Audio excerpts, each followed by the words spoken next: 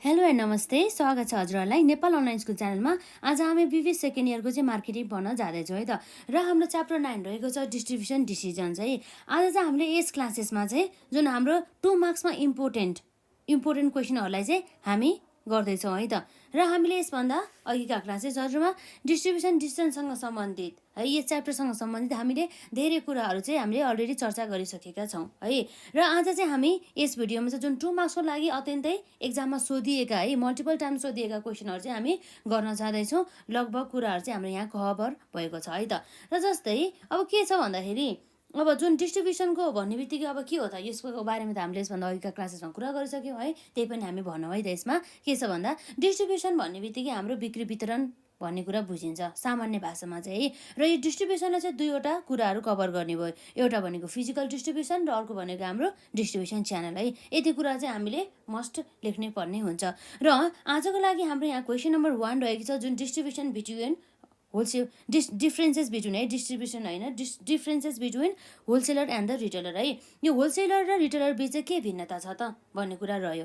यसरी होलसेलर र रिटेलर भनेको त दुई चाहिँ के हो त एउटा मध्यस्थकर्ता अर्थात् मिडलम्यान हुन् हो। यी दुई बिच चाहिँ के भिन्नता छ त भन्ने कुरा चाहिँ हामी यहाँ हेर्न जाँदैछौँ है त। र हाम्रो यो जुन होलसेलर र रिटेलरले अब दुवैले के गर्छ भन्दाखेरि चाहिँ म्यानुफ्याक्चररहरूबाट चाहिँ गुड्स चाहिँ किनेको हुन्छ भन्ने कुरा भयो। तर अब हेरौँ के भन्दाखेरि यो जुन हाम्रो होलसेलर हुन्छ नि होलसेलरले चाहिँ म्यानुफ्याक्चरर र रिटेलर बिचकोलाई चाहिँ के गर्छ यो रिटेलर र म्यानुफ्याक्चरर बिचको चाहिँ सम्बन्धलाई चाहिँ बढाउँछ अथवा यसले चाहिँ होलसेलर र रिटेलर बिचको चाहिँ कनेक्सनलाई चाहिँ के गर्छ लिङ्क गर्ने गर्दछ। कनेक्टिङ लिङ्क भनौँ न। यी दुई बिच चाहिँ सम्बन्ध चाहिँ स्थापित गर्ने काम चाहिँ हाम्रो होलसेलरले चाहिँ गर्ने गर्दछ यो रिटेलर र हाम्रो यो कम्पनी बिच भन्ने कुरा भयो। तर रिटेलरले चाहिँ के गर्छ भन्दा चाहिँ जुन हाम्रो होलसेलर र कस्टमर बिचको एउटा ग्याप हुन्छ नि त्यसलाई चाहिँ फुलफिल गर्ने गर्दछ। अर्थात् होलसेलर र कस्टमर बिच सम्बन्ध स्थापना गर्ने काम चाहिँ हाम्रो रिटेलरले गर्ने गर्दछ भन्ने कुरा भयो। र जुन हाम्रो यो होलसेलरले के गर्छ भन्दा चाहिँ गुड्स चाहिँ एकदमै लार्ज क्वान्टिटीमा अर्थात् बल्क बाइङ गर्छ। यसले चाहिँ धेरै मात्रामा चाहिँ यसले गुड्सहरू चाहिँ किन्ने गर्दछ म्यानुफ्याक्चररबाट। म्यानुफ्याक्चरर भनेको चाहिँ को भन्दा चाहिँ उत्पादनकर्ता प्रोड्युसर है जसले चाहिँ वस्तु तथा सेवाहरू चाहिँ उत्पादन गर्ने गर्दछ। र उनीहरूबाट चाहिँ के गर्छ भन्दा चाहिँ होलसेलर चाहिँ गुड्स किन्ने गर्दछ। तर रिटेलरले चाहिँ के गर्छ भन्दा चाहिँ स्मल क्वान्टिटी मात्रामा चाहिँ होलसेलरबाट चाहिँ के गर्छ भन्दा गुड्स किन्ने गर्दछ हो। विशेष गरी मेन भिन्नता भनेको यी दुई बिच यस प्रकार रहेको छ है त। 2 मार्क्स भएको कारणले गर्दा जम्मा हामीले दुईवटा मात्रै भिन्नता हेऱ्यौँ भनेपछि यो होलसेलर अन्तर्गत के रहेछ हेरौँ है त। Wholesaler are connecting links between the manufacturers and the retailer है। र रिटेलरले के गर्छ भन्दा चाहिँ retailers are connecting links between the wholesaler and the customer भन्ने कुरा भयो है त। र डबल आईमा रहेको चाहिँ हाम्रो यहाँ होलसेलर अन्तर्गत होलसेलरले के गर्ने भन्दा they purchase the goods in the large quantities from the manufacturer है त। म्यानुफ्याक्चररबाट चाहिँ लार्ज क्वान्टिटी चाहिँ उसले चाहिँ पर्चेस गर्ने भयो। र हाम्रो रिटेलर अन्तर्गत चाहिँ रहेछ they purchase goods in a small quantity from the wholesaler भन्ने कुरा भयो है। यो कुराहरू चाहिँ यति लेख्यो भनेदेखि हाम्रो एक्जाममा चाहिँ 2 मार्क्सको लागि चाहिँ यदि यो सोध्यो भनेदेखि हाम्रो आउने भयो है त। र यसै गरी हाम्रो यहाँ डेफिनेसन रहेको छ होलसेलर भनेको को हो त। कहिलेकाहीँ हाम्रो एक्जाममा 2 मार्क्समा डिफाइन द होलसेलर अथवा भनौँ न होलसेलरको चाहिँ मिनिङ हामीलाई सोध्न सकिन्छ। यो होलसेलर भन्ने बित्तिकै को हो त भन्दा यो होलसेलर भन्ने बित्तिकै हाम्रो चाहिँ जसले चाहिँ गुड्स चाहिँ सोल्ड गर्छ कसलाई भन्दा रिटेलरहरूलाई अथवा कुनै पनि एउटा मर्चेन्ट अथवा एउटा इन्डिभिजुअलहरूलाई अथवा एउटा एजेन्टहरूलाई चाहिँ यसले चाहिँ के गर्छ त गुड्सहरू चाहिँ बेच्ने गर्दछ भन्ने कुरा चाहिँ भयो। र अब यो के गर्छ भन्दा चाहिँ त्यो जुन हाम्रो के हुन्छ भन्दाखेरि जुन हाम्रो के छ रिटेलरहरूले चाहिँ त्यो गुड्स फेरि लगेर कसलाई बेच्छ त भन्दा कन्ज्युमरहरूलाई बेच्छ जुन चाहिँ अल्टिमेट कन्ज्युमरहरू हुने गर्दछ। भनेपछि यो होलसेलरले चाहिँ भनौँ न धेरै मात्रामा चाहिँ गुड्सहरू किन्ने गर्दछ हाम्रो उयसबाट कसबाट भन्दा चाहिँ म्यानुफ्याक्चरिङ कन्सर्न अथवा कुनै पनि अर्गनाइजेसनहरूबाट भन्ने कुरा भयो है त। र यसमा हेरौँ wholesaler sells to retailer or the other merchants and or individuals institutional and the commercial users but not sell in the significant amount to ultimate consumers. भनेपछि अब त्यो अल्टिमेट कन्ज्युमर्सहरूलाई गुड्स बेच्ने भनेको चाहिँ कसले हो भन्दा रिटेलरहरूले हो। तर होलसेलर चाहिँ जस्ट गुड्स कसलाई बेच्छ भन्दा चाहिँ जुन हाम्रो मर्चेन्ट्स अथवा कुनै पनि इन्डिभिजुअल अथवा इन्स्टिट्युसन जसले चाहिँ त्यो गुड्स लगेर चाहिँ फेरि चाहिँ के गर्छ भन्दा चाहिँ फेरि सेल्स गर्छ कि केही पर्सेन्टेज चाहिँ अनि प्रफिट एड गरेर है त्यसलाई चाहिँ हामीले के भन्छौँ त भन्दा यो होलसेलर अथवा इन्स्टिट्युसनलहरू भन्ने कुरा भयो। तर जुन हाम्रो यो अल्टिमेटहरू छ नि, अल्टिमेट युजर्सहरूलाई चाहिँ गुड्स चाहिँ यो होलसेलरले चाहिँ बेच्ने गर्दैन भन्ने कुरा भयो। र अब हामी यहाँ हेरौँ जस अन्तर्गत हाम्रो के छ त भन्दा नम्बर 2 मा मिनिङ अफ द रिटेलर है त। रिटेलरको चाहिँ मिनिङ के छ भन्दाखेरि retailer is a one whose business is to sell to consumers a wide variety of the goods which are assembled at his premises as per the need of the final users भन्ने कुरा भयो। अर्थात् के भन्दा यो जुन हाम्रो retailer भन्ने बित्तिकै चाहिँ को हो भन्दाखेरि जसले चाहिँ गुड्स त सेल्स गर्छ, विभिन्न प्रकारका भेराइटी अफ द गुड्सहरू चाहिँ बेच्ने गर्दछ।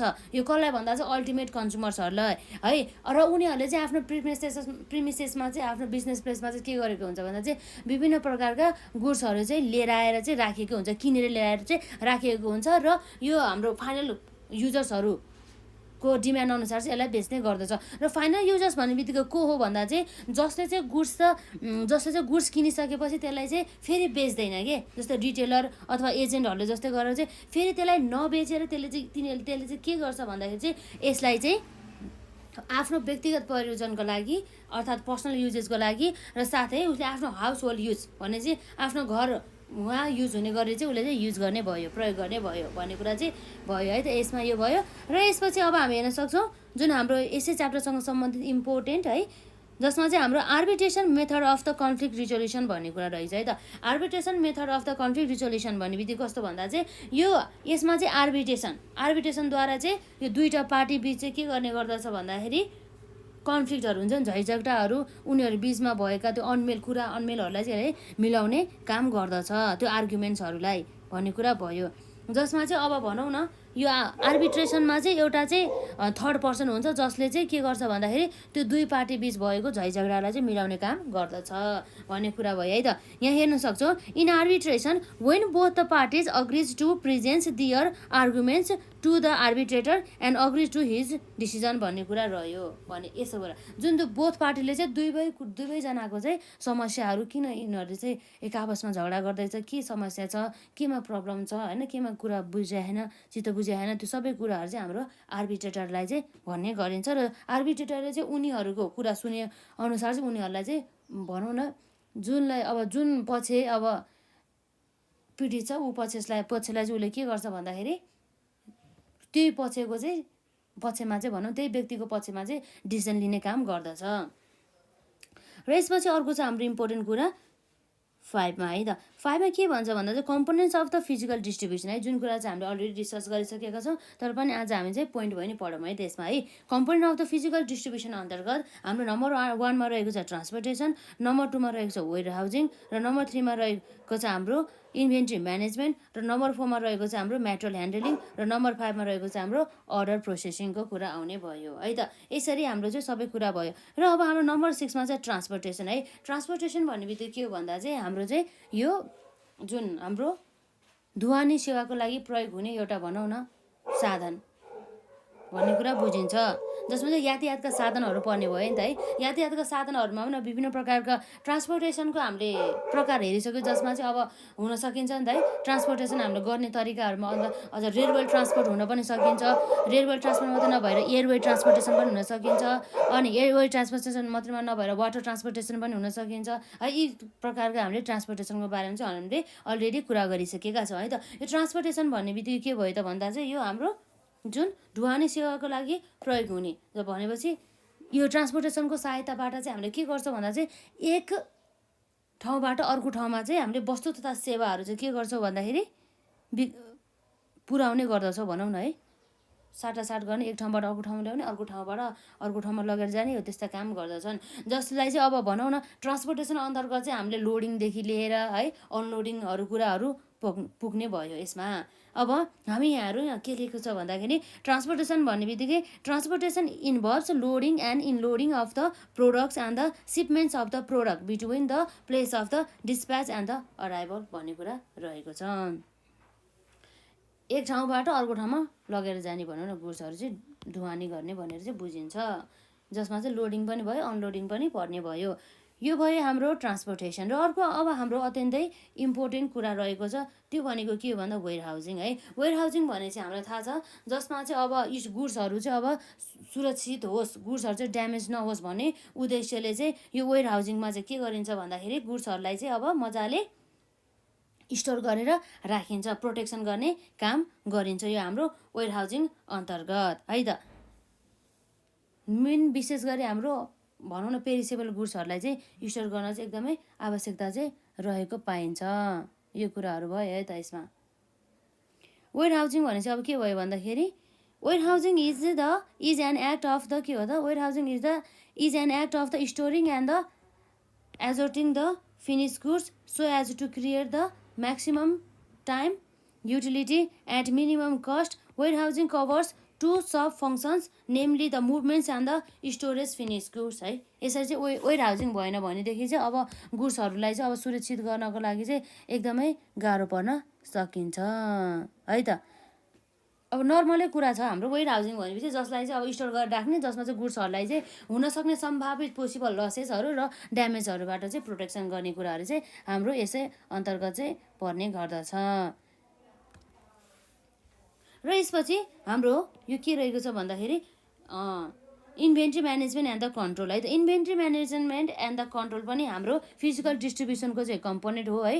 त्यति मात्रै नभएर चाहिँ जुन हाम्रो यो वेयर हाउसिङ पनि के हो त भन्दा फिजिकल डिस्ट्रिब्युसनको चाहिँ कम्पोनेन्ट अन्तर्गत पर्दछ है त। Inventory management and the control अन्तर्गत चाहिँ हामीले हेरेका थियौँ, जस्तै हाम्रो एबिसी एनालाइसिसहरूको कुरा आयो है। एबिसी एनालाइसिस हामीले रिअर्डरिङमा हेरेको होला है सायद होइन। इन्भेन्ट्री म्यानेजमेन्ट एन्ड कन्ट्रोल अन्तर्गत चाहिँ हाम्रो के छ भन्दाखेरि जसले चाहिँ के गर्छ भन्दा चाहिँ इन्भेन्ट्रीहरूलाई म्यानेजमेन्ट गर्ने, र जसमा चाहिँ अब इन्भेन्ट्री म्यानेजमेन्ट कसरी गर्ने भन्दाखेरि जस्तै हाम्रो मेथडहरू हुन सकिन्छ इओक्यू अर्थात् हाम्रो अनि economic order quantity. Economic order quantity भन्ने बित्तिकै के हुन्छ भन्दाखेरि अब यसले गुड्सहरू त किन्ने, तर कसरी गुड्सहरू किन्ने भन्दाखेरि अब यसले थोरै कस्ट लाग्ने के, थोरै उसको क्यारिङ कस्ट र अर्डरिङ कस्टहरू चाहिँ थोरै लागोस् भन्ने उद्देश्यले चाहिँ गरिएको हुन्छ भन्ने कुरा चाहिँ भयो है त। Inventory management is possible by level setting, determining economic order quantity, exercising control by importance and the exceptions and the keeping track of the inventory भन्ने कुरा रहेको छ है। कति इन्भेन्ट्री ल्याएर स्टोर गरेर राख्ने, अब धेरै मात्रामा लिएर आएर पनि भएन होइन। अब धेरै जति धेरै स्टोर गरेर राख्यो अब हामीलाई के हुन सकिन्छ भन्दा चाहिँ पछि गएर चाहिँ सम्भावित अब त्यो गुड्सहरूको प्राइस यदि घट्यो भनेदेखि अब हामीले लस हुन सकिन्छ, हामीले थोरै प्राइसमा अनि बेच्नुपर्ने हुन्छ हामीले किनेको प्राइसभन्दा है। यसरी चाहिँ समस्याहरू चाहिँ आउन सक्छ है त। यो कुराहरू भयो र अब हाम्रो यो इन्भेन्ट्री म्यानेजमेन्ट पछि अरू के छ भन्दाखेरि मेटेरियल ह्यान्डलिङको कुरा आउँछ है। मेटेरियल ह्यान्डलिङ कसो गर्ने भन्दा चाहिँ एउटा प्रोडक्ट अर्थात् जुन वस्तुहरू चाहिँ उत्पादित भएको फिनिस गुड्सहरू हुन्छ त्यसलाई चाहिँ राम्रोसँग चाहिँ के गर्ने म्यानेजमेन्ट गर्ने अर्थात् मेटेरियल ह्यान्डलिङ गर्ने भन्ने कुरा चाहिँ रह्यो है त। जस्तै अब हाम्रो यहाँ रहेको छ material handling of the product is important in efficient warehouse option as well as in transportation from point of the production to points of the consumption भन्ने कुरा रहेको छ है त। यो उत्पादन गरेको पोइन्टदेखि चाहिँ भनौँ ठाउँदेखि चाहिँ यो कन्ज्युम्सन गर्ने पोइन्टसम्म हुन्छ नि हो, त्यो पोइन्टसम्म चाहिँ अब गुड्सहरू चाहिँ ल्याउँदाखेरि चाहिँ कुनै पनि लस नहोस्, त्यहाँ ल्याउन त्यो भनौँ न युज हुने ठाउँमा नल्याउने जेलसम्म चाहिँ त्यो स्टोरमा चाहिँ गुड्सहरू ड्यामेज भएर खेर नजाओस् भन्ने उद्देश्यले चाहिँ मेटेरियल ह्यान्डलिङ चाहिँ गर्नुपर्ने हुन्छ भन्ने कुरा चाहिँ रह्यो है त। यी कुराहरू भयो यसमा। र यसपछि हामी हेर्न सक्छौँ नम्बर 10मा अर्डर प्रोसेसिङको कुरा आउँछ है त। अर्डर प्रोसेसिङ भने चाहिँ कस्तो भन्दा चाहिँ जसमा चाहिँ यो पनि एउटा के हो त भन्दा फिजिकल डिस्ट्रिब्युसनको चाहिँ एउटा पार्ट अन्तर्गत नै पर्ने गर्दछ अर्थात् कम्पोनेन्ट अफ द यो के हो त फिजिकल डिस्ट्रिब्युसन है त order processing. The order processing subsystem है, the order processing subsystem of the physical distribution management system should include the के इन्क्लुड गर्नुपर्छ अरे भन्दा provision of the billing, granting credit, preparing invoices and the collecting past due accounts भन्ने कुरा रहेछ है। यो अर्डर प्रोसेसिङ चाहिँ के इन्क्लुड गर्छ भन्दाखेरि यदि कुनै पनि कस्टमरहरूले अथवा कन्ज्युमरहरूले गुड्स किन्यो भनेदेखि त्यसको बिल बनाउनु पर्ने भयो, र यदि उनीहरूले चाहिँ अब उधारोमा बिक्री भनौँ न उधारोमा किन्न चाह्यो भनेदेखि हामीले यो उधारोमा पनि बिक्री गर्नुपर्ने भयो, र साथै अब इन्भोइसेसहरू पनि के गर्नुभयो त क्रिएट गर्नुपर्ने भयो, बिलहरू भयो है त्यसमा चाहिँ। र साथै यदि त्यो हाम्रो बेचेको थियो नि उधारोमा यदि बेचिएको छ भनेदेखि त्यो कस्टमरहरूबाट चाहिँ अब अनि पास्टमा उनीहरूले लगिएको अमाउन्टहरू हुन्छ नि क्रेडिट सेल्सहरू चाहिँ त्यसबाट चाहिँ उसले चाहिँ त्यो कलेक्ट गर्नु पर्यो, पास्ट ड्युहरू चाहिँ उसले सबै कलेक्ट गर्नुपर्यो, उधारमा लगेको सामानहरूको पैसा चाहिँ सबै कलेक्ट गर्नुपर्छ भन्ने कुरा रहेछ है त। यसरी अब उधारमा बेचिसकेपछि अब कसले तिर्यो कसले तिरेन भनेर त हेर्नुपर्ने हुन्छ नि त है। त्यो कुराहरू चाहिँ यसमा अर्डर प्रोसेसिङ अन्तर्गत गर्ने गरिन्छ है त। यसरी चाहिँ हाम्रो चाहिँ एकदमै इम्पोर्टेन्ट हामीले आज चाहिँ यस च्याप्टरसँग सम्बन्धित 2 मार्क्सको क्वेसनहरू कभर गऱ्यौँ र नेक्स्ट पार्टमा चाहिँ हामी अरू कुराहरू पनि कभर गर्छौँ र आजलाई चाहिँ यति नै गरौँ है त। यो एकदमै इम्पोर्टेन्ट छ है, एकदमै नछुटाइकन पढ्नु होला र अब एक्जाम नजिकै छ है। अब मजाले सबै क्वेसनहरूको सबै भनौँ न पोइन्टहरू चाहिँ सबै याद गर्ने कि एभ्री च्याप्टरको सबै पोइन्टहरू चाहिँ पढ्ने अनि त्यसपछि मजाले बुकहरू गो थ्रु गर्ने अनि अब एउटा हुन्छ नि मजाले टेन्सनै नलिकन अब मिनिमम अब पास हुन सक्ने नम्बर त ल्याउन सकिहाल्छ नि है। ल आजलाई यति नै गरौँ है त। र हजुरहरूले यसभन्दा अघिका क्लासेसहरू अथवा पाठहरू हेर्नु भएको छैन भनेदेखि हेर्नु होला है त। र केही क्वेरिजहरू भए कमेन्ट सेक्सनमा राख्नु होला है त। र आजलाई यति नै गरौँ।